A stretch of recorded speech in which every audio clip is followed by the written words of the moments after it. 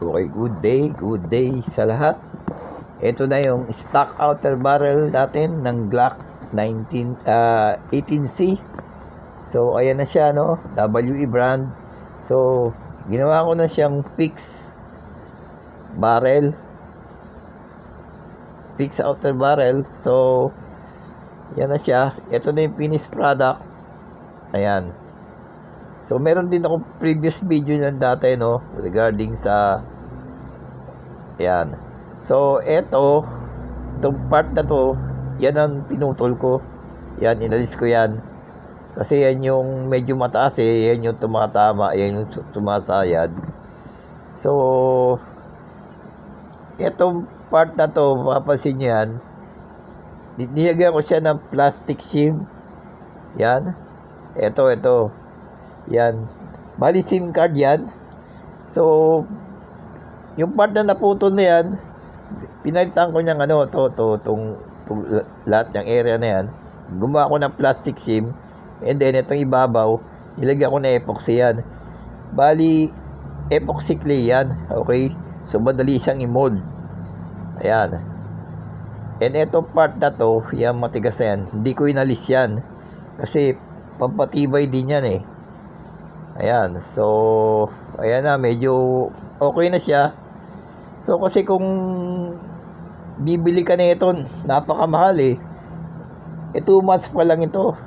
So, aabot na mga 2K ya siguro yan. Kung kasama pa ang labor. And then ito, pinturahan ko yan ng matte black. Matte black ang pinitura ko dyan. Para hindi siya makintab, hindi siya glossy. So, ayan na yung finished product natin na yan. Ayan. So, maganda na performance nito. Ayan. So, ito part na to, papasin nyo, yan. Yung merong nuts yan, yung parang kunya. Ayan. Bali, hindi siya bumaba dito. Yan, yan. Kasi, dati nag-slide yan dyan. So, ang epekto niyan, tumatama dun sa yung spring. Tumatama dyan sa ilalim ng outer barrel. Yan. Every time bumababa dyan. So, dati parang ganito yung forma niya. Yun yung loading na asel. Tapos, yan, bumababa pa siyang ganyan. So, every time na nangyari yan, yung spring, yan ito. Yan. Tumatama yan sa ilalim na yan. So, nagkaroon na nga siya ng parang gas-gas yan. Medyo niliha ko na lang yan. Yan, yung part na yan. Yan. So, pag hindi, mapuputulan ka ng spring yan eh. Yan, dito din sa part na yan. Medyo malalim yan dati yan. So, ito, papasin nyo, may gas-gas na yung spring. Kasi kung di mo gagawin yan, hindi ka mag-modify, hindi tatagal yung airsoft mo. Marami magiging damage yan. And isang ginawa ko ito, yan, nilagyan ko na epoxy yan. Para yung inner barrel, hindi na siya galaw ng galaw. Yan. So, hindi naman ako natatakot na na di matatanggal na epoxy na yan. Katagalan, papalo lang ng papalo yan, luluwag din yan. So, kung magpapalit ka ng inner barrel, matatanggal mo rin yan. Maalis din yan.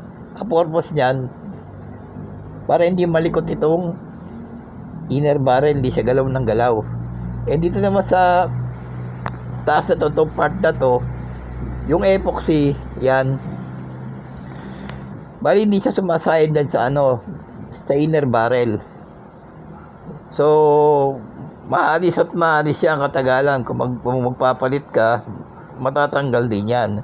So, ito na, ititesting na natin, So, na-load na natin yan. So, papansin nyo, bababa na yung itong part na to. Dahil yan kasi yung sumasaya dati, bababa na siya. So, ang nangyari dito, ayan naging magaang na siya. So, nabawasan ng stress, nabawasan ng load.